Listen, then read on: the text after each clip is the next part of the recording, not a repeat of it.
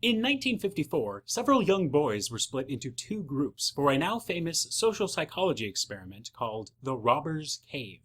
62 years later, on April Fool's Day 2016, Reddit launched a new project called Robin, which randomly placed users into chat groups, including my group called mamaARM, which is objectively the best group by all measures.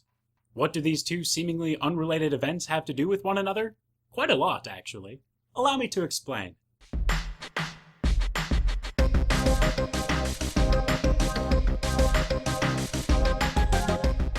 Robin started out with a button, like this, reminiscent of the button from Reddit's April Fool's joke from 2015.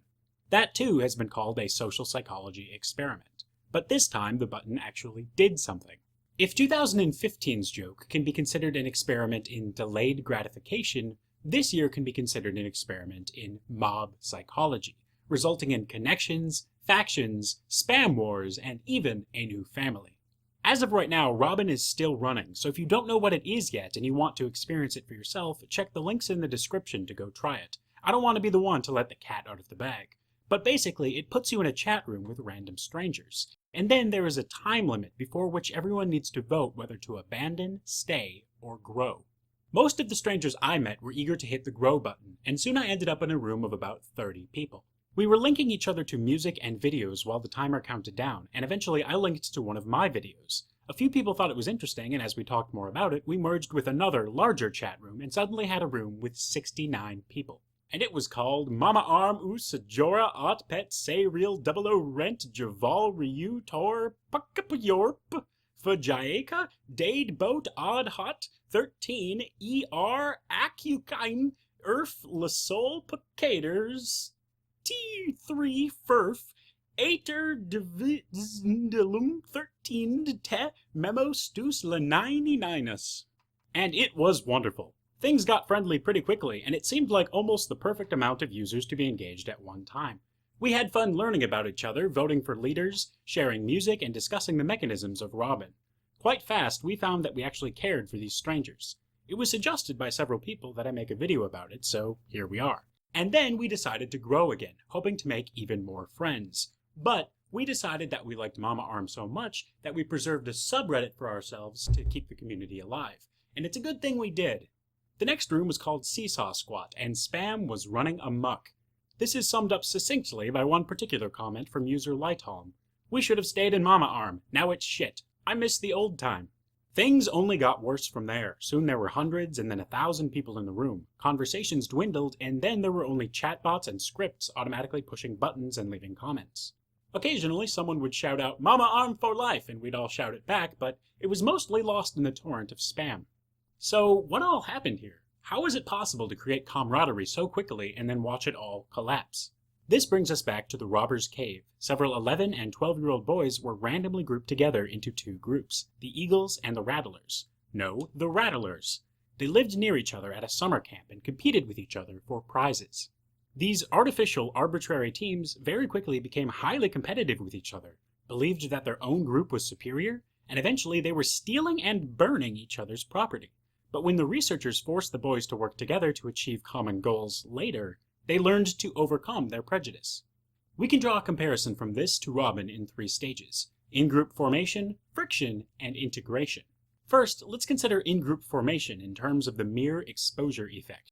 Simply by being more familiar with something, we develop a higher preference for it. In both Robber and Robin, this was achieved by random group assignment.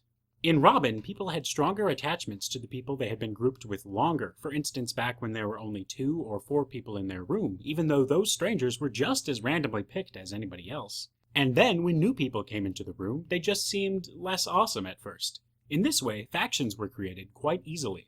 Friction was created by limited resources. In the Robber's Cave, the resources were prizes that the children competed for. In Robin, the prize was simply the ability to have friendly and entertaining discussions with people that you were familiar with. As more people joined the room, the amount of potential chat space was cut down, creating competition for attention. But by discussing with each other and deciding how to vote, the groups could reach the integration phase, creating additional new bonds. However, the strongest bonds were generally the ones that formed first. But what was it that caused the collapse and the emergence of spam? VileEdge recommends that we discuss this in terms of behavioral sync, which is a model of societal collapse due to overcrowding. In this case, we were overcrowded in terms of chat space, and there was little point into putting thought into our comments because people couldn't see them anyway. Some posters even began to lash out in anger. As people posted more and more inane stuff, we lost track of each other in the flow of spam, and the relationships we had built fell apart. Except, we had already decided to keep in touch. I wanted to know more about these strangers that I had been connected with, so I reached out and I asked them about themselves. Of those who responded, I've talked with people from 8 different countries that I otherwise wouldn't have met. Just in the USA alone, we cover 15 different states. And these people were fascinating. We had a 3D modeler, a professional juggler, a calligraphy enthusiast, and a software developer working on music for his RPG, and he sent me this sample.